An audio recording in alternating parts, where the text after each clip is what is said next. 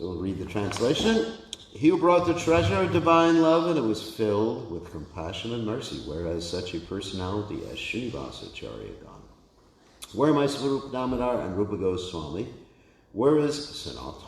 Where is Ragunath Das, the Savior of the fallen?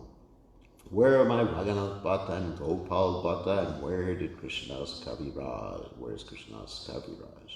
Where did Lord Gauranga, the great dancer, suddenly go? I will smash my head against the rock and enter the fire. Where will I find Lord Gauranga, the reservoir of all wonderful qualities? Being unable to obtain the association of Lord Gauranga, accompanied by all of these devotees in whose association he performed his pastimes, Narottama Das simply weeps. So as I mentioned, today is the combined commemoration of the disappearance day or days of three great personalities, Ragunath Bhatta Goswami, Ragunath Das Goswami, and Krishna's Kaviraj Goswami. So we're going to try to cover at least one or two. So, Om Gana Timiranda Shah Gananjana Shlakaya Chokshura Meditam Yena Tasmai Shi Gurave Namaha. So, Ragunath Das Goswami, just a little bit of his early history, and I want to speak more about his pastimes in Vrindavan, especially in Radhakund. So Ragunath Das Goswami was born in a very wealthy family, extremely wealthy, a Majumdar family, and father and uncle Haranya and Govardhan. And he got the association of Chaitanya Mahaprabhu. Actually, father and uncle weren't actually devotees, but we'll describe what type of devotees they were. He got the association of Sri Chaitanya Mahaprabhu, and he really wanted to escape and join Lord Chaitanya Mahaprabhu. However, in his pastimes, he showed that unless one has the mercy of Lord Nityananda, someone cannot get the mercy of Lord Chaitanya. Of course, there is a whole progressive path which is recommended by our acharyas. First of all, you approach Lord Nityananda through the spiritual master to get free of anarthas. And then, after you approach Lord Nityananda through the spiritual master, then you can approach Chaitanya Mahaprabhu to come to the ecstatic platform, and then, and only then, can you approach the six Goswamis of Vrindavan to learn about the wonderful pastimes of Radha and Krishna. So, in Ragunath Das's pastimes, he showed the necessity of approaching Lord Nityananda. So what happened is that he got the opportunity to serve Lord Nityananda in Panihati. And I think most people are familiar with that since we have the Panihati festival every year. Panihati is a place where Ragunath Das enacted the chip rice pastimes, in which he fed Lord Nityananda and his associates with different types of chip rice and condensed milk and yogurt. And he pleased Lord Nityananda, and he also gave donations to all the Vaishnavas as well as Lord Nityananda. And by that pleasing of Lord Nityananda, he got the ability later on to escape from home by a trick. His spiritual master Yadunanda Acharya came to Ragunath Das, and he said, one of my disciples is not doing his deity worship. He hasn't woken up to take care of Radha Gopananda. I added that. And Ragunath Das said, I'll take care of it, don't worry. So instead of taking care of it, actually the spiritual master was in on this whole trick. It's not that he disobeyed the order of the Guru. He ran away from home and went through the less traveled area in the forest, and finally he arrived in Jagannath Puri. And arriving in Jagannath Puri, he got Lord Chaitanya Mahaprabhu's association, and getting Lord Chaitanya Mahaprabhu's association, he took the remnants of Lord Chaitanya Mahaprabhu's meal for about 3 days, and then he stopped doing that because he wanted to enact his pastime of extreme renunciation. So you see the contrast here from someone who is not just someone who's eternally liberated, Nityasiddha devotee, from someone who was, let's say, in an extremely opulent position with a beautiful wife and everything anyone could ask for, to extreme renunciation, showing that by Lord Chaitanya's mercy and taking to Krishna consciousness, the Lord Nityananda's mercy, one can basically consider this whole material world to be basically useless except insofar as it is utilized to serve Krishna. So then, after giving up that eating Lord Chaitanya Mahaprabhu's remnants, he started begging in the Singhadwara gate, and Lord Chaitanya was pleased with that. And after that, he started to eat from the soup kitchen, I guess, the kitchen that they used to distribute food from for the pilgrims or the peasants. And the reason he did that, the reason he gave up begging, because when you're begging for yourself, you sort of tend to think unequally about people. You think, oh, he's nice, he's not so nice. So he wanted to give up this particular, because he didn't have that mentality, but he was afraid of Maya, unlike ourselves. And so he was thinking, I don't want to get into that mentality of discriminating between who is giving, who is not giving. So let me just go to the soup kitchen. And after that, he became even more renounced. And when he became more renounced, he was just eating the rice that was thrown away, that even the cows from Tailinga wouldn't eat because it was actually a little rotted. And so he was taking that rice, washing it in a little water, put a little salt. He did use salt at least. And he ate that rice. And Lord Chaitanya Mahaprabhu was so pleased with Ragunath Dasa's austerities that Ragunath one day saw Lord Chaitanya there taking prasadam. Lord Chaitanya grabbed the rice once, twice, and then Swarup Damodar Goswami said, no, that's it. And Lord Chaitanya said, why are you keeping all this nice food for yourself? So that's really the point about prasadam. Prasadam is the mercy of Krishna. Oftentimes we think that Mahaprasadam means something that's sweet, something that's delectable, and that's perhaps not the right consciousness. We should be thinking that any type of prasadam, whether it is sweet, whether it is sour, is actually relishable. Like Srila Bhaktisiddhanta Saraswati Thakur would sometimes mix all the different types of prasadam together, and he would eat that, or give that to his disciples to eat.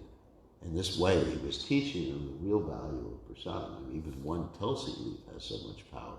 And it's also not the quantity that you eat. It's the prasadam itself and the quality of your consciousness that determines how much spiritual advancement you're going to make. So, anyway, so then he spent practically years with Lord Chaitanya Mahaprabhu, and of all the Goswamis of Vrindavan, he witnessed more of the pastimes of Lord Chaitanya Mahaprabhu and Jagannath Puri than any of the other Goswamis. Finally, at the passing of Chaitanya Mahaprabhu, he went to Vrindavan to join the other Goswamis, and when he went to Vrindavan, he was thinking of killing himself by jumping off of Govardhan Hill. And the other Goswamis thought, no, he cannot be allowed to do that, and I wouldn't say they made a trick, but they really wanted to hear about the pastimes of Chaitanya Mahaprabhu. So then they told Ragunath Das that every day you should recite these pastimes to us because you have witnessed more of the pastimes than we have. So, on that note, we're going to start speaking about his pastimes in Braj. So, some of the quotes from the Chaitanya Charitamrita, from the Adi Leela. He rendered confidential service to the Lord for 16 years at Jagannath Puri, and after the disappearance of both the Lord and Swarup Damodar, he left Jagannath Puri and went to Vrindavan. So we know he used to reside on the bank of the Radha Kund, and the Radha Kund was just like a really small pond at that point. And he would meditate on enlarging the Kund so that he understood that in the future so many pilgrims would come to take darshan of Radhakund and take a little snan from Radhakund. But he would think in his mind, actually being very humble, I'm a rascal because I'm thinking of collecting a lot of money. There's great humility. So if a devotee thinks of collecting a lot of money for Krishna service, it's not rascaldom, it's actually good. However, if one thinks of collecting a lot of money and it's not practical and he just meditates on collecting a lot of money, that may fall under the guise of collecting too much or over-endeavoring. So one has to be very careful. It's a balance there. One shouldn't think that I'm going to construct a temple worth $20 million in Hillsborough and everything will be nice. I mean, that may cause difficulty in someone's spiritual life. So anyway, so around this time he was thinking of enlarging Radhakund, and he was thinking of needing money. There was a very wealthy merchant named Seth who was doing great austerity, and he was walking barefoot to Bhattacharya Ashram in the Himalayas. And there he worshipped Sri Badarayana and offered a lot of money at the deity's feet. But that night he had a dream in which the deity instructed him, you should go to Braj and present all this money to Ragunath Das Goswami. And Ragunath Das Goswami was residing in Aristagrama or Avitagrama, as they say. That means the village of the Aristashura. Actually, it's interesting. Krishna said to this merchant, if he doesn't want to accept it, if he declines to accept it, tell him that I ordered it. Mention my name. Name dropping. And tell him that this is for renovating Radhakund and Shyamakund. So this person, Seth, was very happy, returned to his home, and he went to Braj. And then he saw Raghunath Das Goswami, and Raghunath Das Goswami immediately gave his consent. And this particular person, he actually supervised the work of redigging the two kunds. And of course we know at the Radhakunds, the 5 Pandavas are living, or were living, because the trees have actually gone away right now. I mean, the beam tree is still there, but the beam tree has actually left his body. So that's the only remaining tree that you can see right now. And so the 5 Pandavas were residing there as trees on the banks of the Shyamakund. And Raghunath Das Goswami had a dream as they were excavating, please don't cut us down. So he excavated, or arranged to excavate, the Shyamakunda in a very unusual shape. And that's why Shyamakund's an unusual shape. So, that's also another point is that Raghunath Das Goswami, even though he was doing all these different things and supervising the excavation of Radhakund, he didn't want to put anything in his name, which is interesting because he was very fearful of becoming entangled in this material world, coming from a very wealthy family. Of course, there was no question of him becoming entangled because he's a great Nityasiddha devotee. So then, instead of that, so he put everything in Jiva Goswami's name, and you can actually see these original documents today. I forget where they are, maybe in the Vrindavan Institute or something, and it is signed in Jiva Goswami's signature. So anyway, so many stories about his sojourn in Radhakund. One story is while he was chanting on the banks of the Shyamakund, and it's called the Manasa Pavana Ghat. And the Manasa Pavana Ghat is a very wonderful place where Raghunath Das Goswami resided. He had his Bhajan Kutir, and also Krishnadas Kaviraj Goswami. And later on, Vishwanath Chakravarti Thakur resided in this one particular place. And it's also a place where there's a pilu tree, where the pilu tree, of course, is a Brahmin from Kashi who wanted to see Krishna's pastimes, so he appeared there over 5,000 years ago, and the gopis used to rest their clothes on and while they were bathing in the Shamakund. So anyway, so Ragunath Das Goswami did not have a bhajan kutir in the beginning, so he would just sit on the banks of the Shamakund, and the problem was, there are actually several problems. One is it was very hot during the summer, and so he didn't even take any sort of endeavor to shield his head. So Srimati Radharani, at least once, took her cloth and was shielding the head of Ragunath Das Goswami, and Sanatana Goswami happened to see that and got really angry at Ragunath Das Goswami. He said, "You can't take service with Srimati Radharani. We're supposed to serve Srimati Radharani." Actually, before that, he got chastised by Sanatana Goswami for taking service from Krishna, because there was a tiger that was getting ready to attack him, and Krishna had to stand there with a stick to hold off the tiger. And Sanatana Goswami saw that, so twice he got chastised by Sanatana Goswami. Finally, he built himself a little kutir to protect himself from the tiger and from the sun. So, and another interesting story is that once upon a time, Brajavasi, his name was Sridas, Sridas Brajavasi, used to bring Ragunath Das Goswami a leaf cup of buttermilk every day.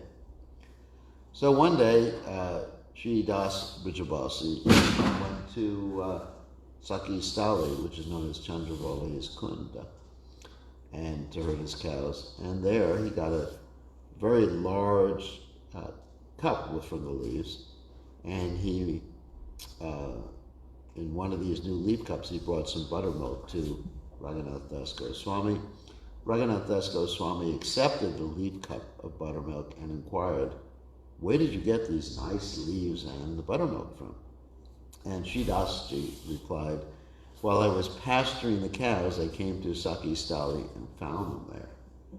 And so simply hearing the word Saki Stali, Ragunath Das got so upset, he flew into a rage and threw the leaf cup of buttermilk on the ground. And here's a quote. He said, "The followers of Srimati Radharani never accepted anything from that place." So Sridasji was amazed to see the dedication and devotion. Because Saki Stali is the place of Chandravali, the so-called competitor to Srimati Radharani. And so devotees, they definitely don't like to go. Not all devotees. Some devotees I know like to go there, who should remain nameless to protect the innocent. So anyway, so then other stories of Ragunath Das Goswami, one day in his meditation, because he was regularly meditating. And one thing I forgot to mention is that when he was with Lord Chaitanya Mahaprabhu, Lord Chaitanya Mahaprabhu offered him a Govardhan Shila, and this Govardhan Shila had been bathed by the tears of Chaitanya Mahaprabhu. And also Ragunath Das Goswami was offered what's called Gunja Mala. Gunja Mala is a special seed that comes from the Gunja tree.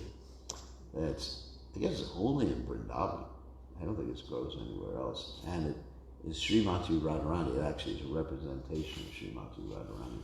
So whenever you worship Giriraj, you have to have Gunjamala too around Giriraj. Unfortunately, when I went to Australia this time, they took my Gunjamala away. Because, anyway, it's a seed. They gave me a lot of trouble. They almost arrested me for having a Gunjamala. Anyway, they almost took my beads away too. Sometimes they're very strict in those countries with all sorts of anything that's wood or anything that's a seed or any type of food. So when you go there, you have to just like really give everything away. But the beads you can declare, or else you'll get a big fine or maybe go to jail. So anyway, so getting back to the story. So Ragunath Das Goswami had the Govardhan Shila and the Gunjamala. So one time Raghunath Das was meditating on offering very nice sweet rice to his deities, to Shri Radha and Krishna, the Govardhanshilas. And in his meditation, they accepted this offering and relished their prasadam. And Raghunath Das Goswami, feeling so ecstatic in his meditation, honored all this prasadam in great ecstasy. And he ate a little more than was his custom in his meditation. So that afternoon, it came time for Raghunath Das Goswami to speak about Lord Chaitanya Mahaprabhu's pastimes. The devotees saw that the door to his kutir was closed, and they said, "What's happening? What's happening?" And Raghunath Das Goswami replied, "I'm not feeling well. My body's not well." So they called for a Kaviraj, means a doctor. And the doctor came and checked his pulse, because by checking the pulse you can tell what someone is suffering from. And the doctor said, "He's eaten too much rice and milk." And his body was very heavy. So obviously, they'd all been in meditation. Everyone was struck with wonder because he was subsisting just drinking buttermilk every day. And the whole idea that he would fall sick from eating too much sweet rice was inconsistent. So they didn't know what was happening, but they understood it was in meditation. So for most of his life, he performed bhajan in Radhakund, and we can visit his bhajan kutir today, or I will be visiting in about 10 days. Bhajan kutir Raghunath Das Goswami described that he became very skinny and weak health, and reduced his sleeping until he was almost not sleeping at all. His eyes were always full of tears.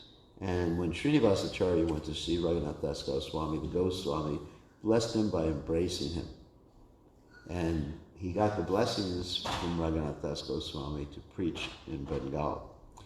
In the Gaura-Ganadash Dipika, there's a book by Kavi Karnapur that tells about the ontological position of all these great devotees. It's described that formerly he was a gopi named Rasa Manjari. Others may say that he was Rati Manjari, while other opinions say that he was Bhanumati. Anyway, he was a Manjari gopi. So this Govardhanshila is still being worshipped in the Gokulananda temple in Vrindavan. And as far as the books he compiled, Stavamali, Dhanacharita, Muktacharita, and many, many other books. He appeared in this world in 14,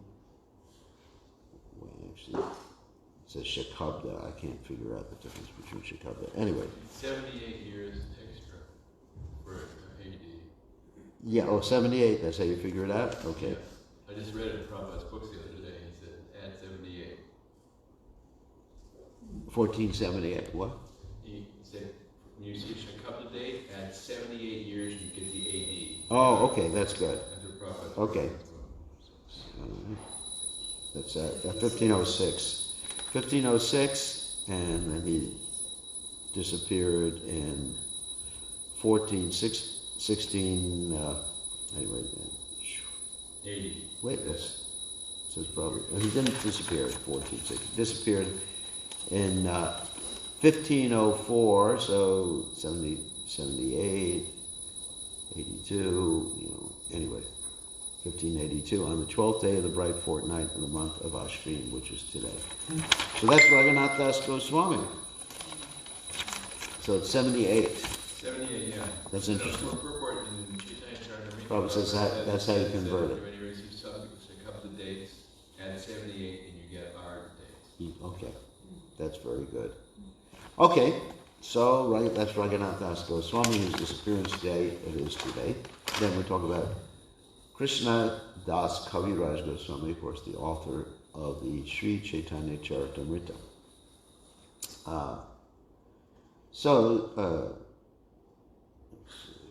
Actually, we can read some of this, it's very nice. So what happened is that he was living at home with his family, who were devotees, but they had at least his brother had a little bit of a problem. So I'll read this. Lord Chaitanya Mahaprabhu, Lord Nityananda Prabhu had a servant named Sri Meenakirtana Ramdas, who was a reservoir of love. At my house there was Sankirtan day and night. This is Krishnadas Kaviraj Goswami speaking. And therefore he visited there, having been invited. Absorbed in emotional love, he sat in my courtyard, and all the Vaishnavas bowed down at his feet.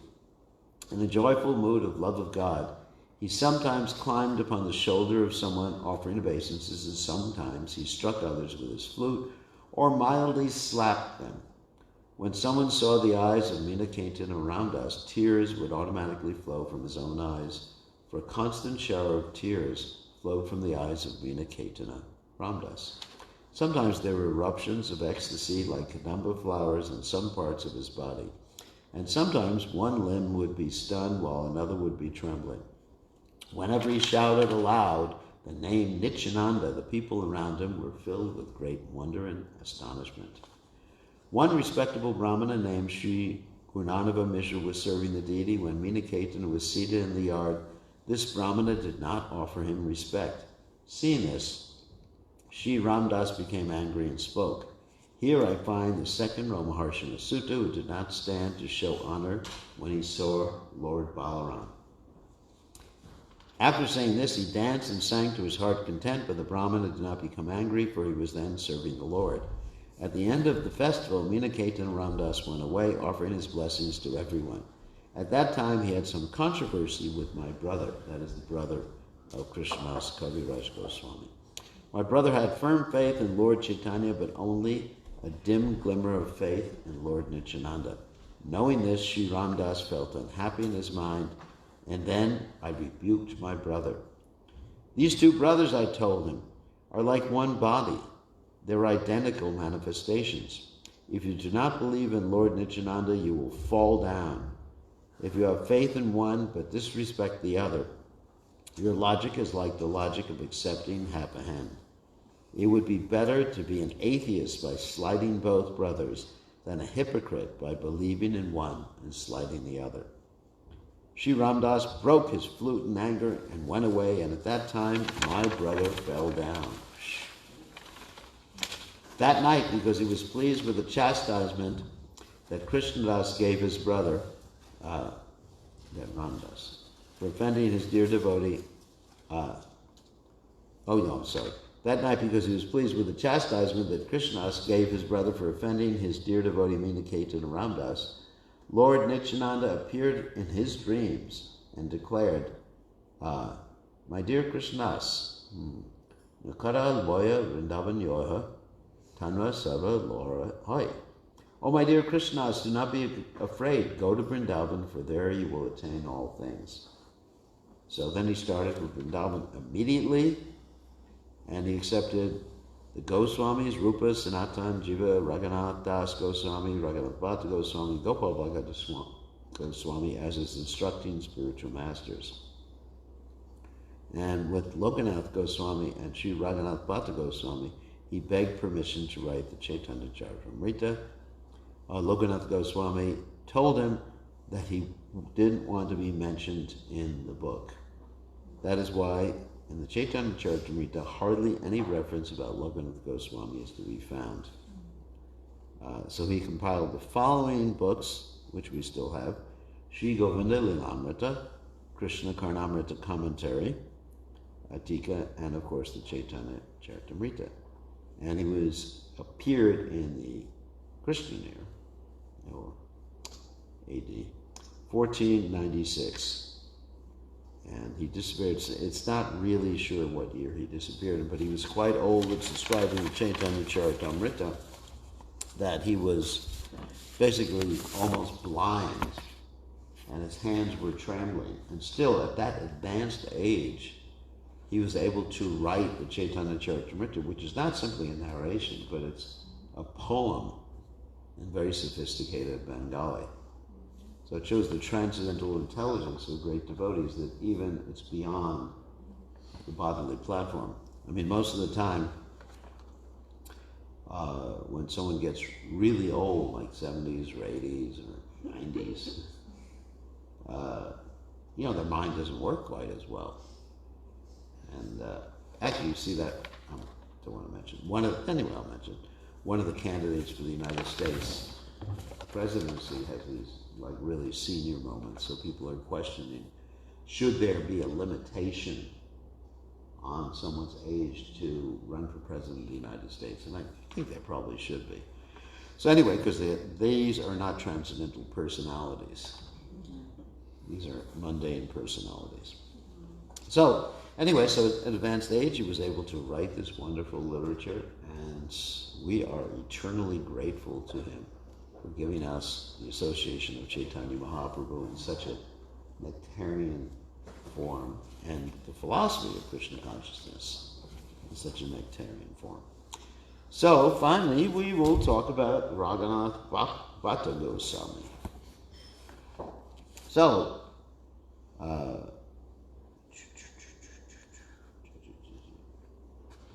Ragunath Bhatta Goswami was the son of Tapan Mishra, and when the Lord visited East Bengal, he met with Tapan Mishra, and Tapan Mishra, of course, knew Lord Chaitanya Mahaprabhu from Bengal. He was actually sent by Lord Chaitanya Mahaprabhu to live there in Benares, and of course that Benares is where all the impersonalists are. And therefore in Benares, he gave the association to Tapan Mishra, and at the same time when he gave the association to Tapan Mishra's son, Ragunath Bhatta, took association with Lord Chaitanya Mahaprabhu. It's described that the Lord took the boy, that is Ragunath Bhatta, on his lap, because he was a little boy at that particular time. And he told him, "You must serve your mother and father here, and by you may come to Jagannath Puri Dham and see me again."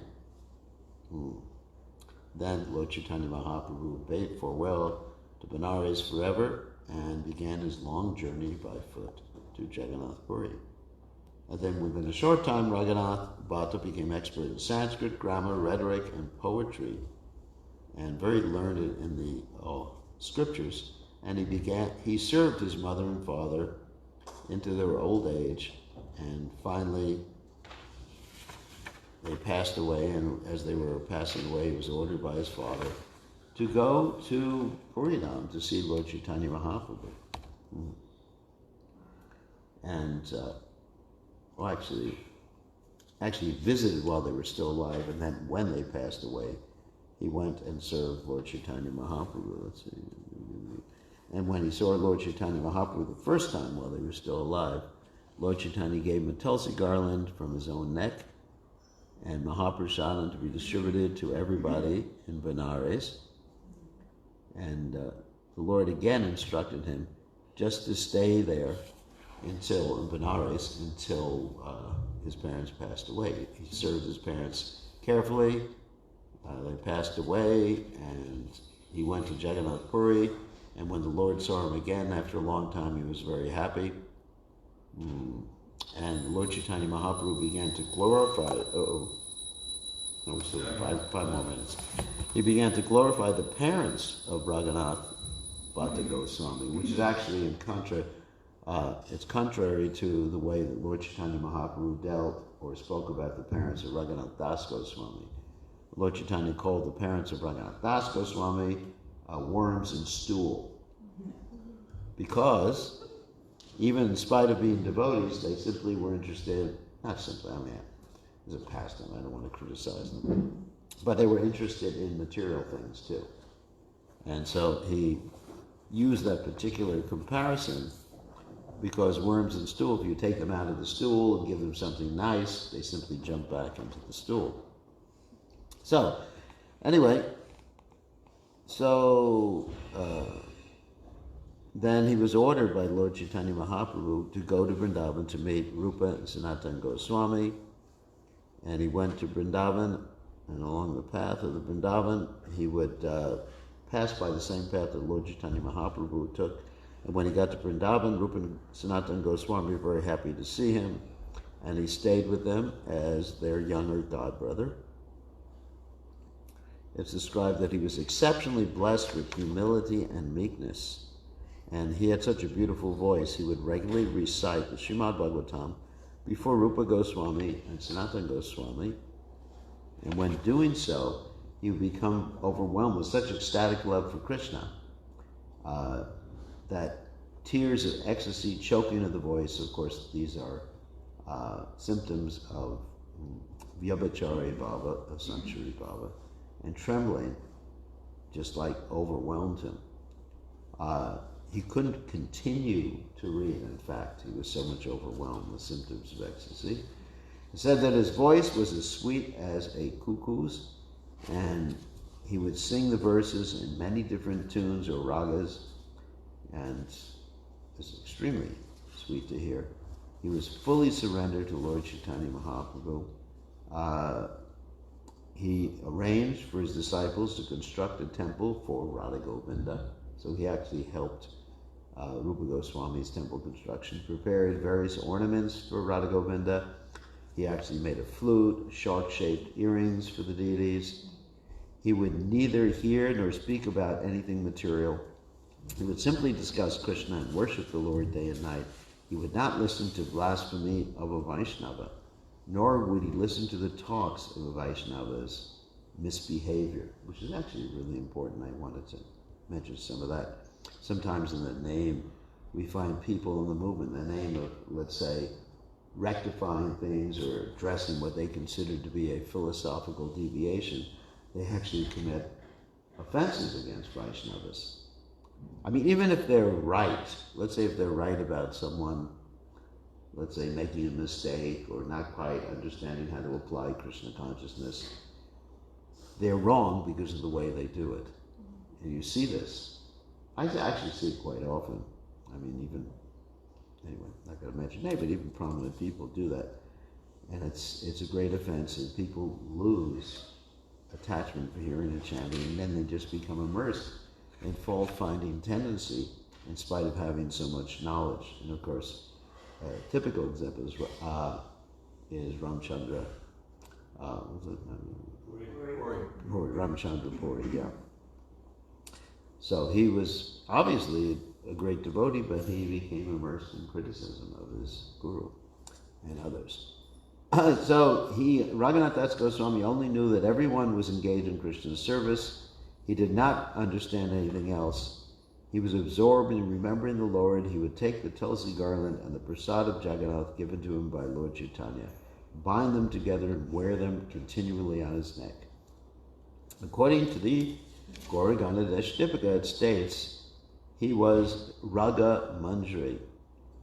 He was born, and this is the AD year, 1505, and he passed away from this world in 1579. In other words, 74 years he was in this world. Okay, so that's some information about these three great personalities. So That's it. That's it. Timing.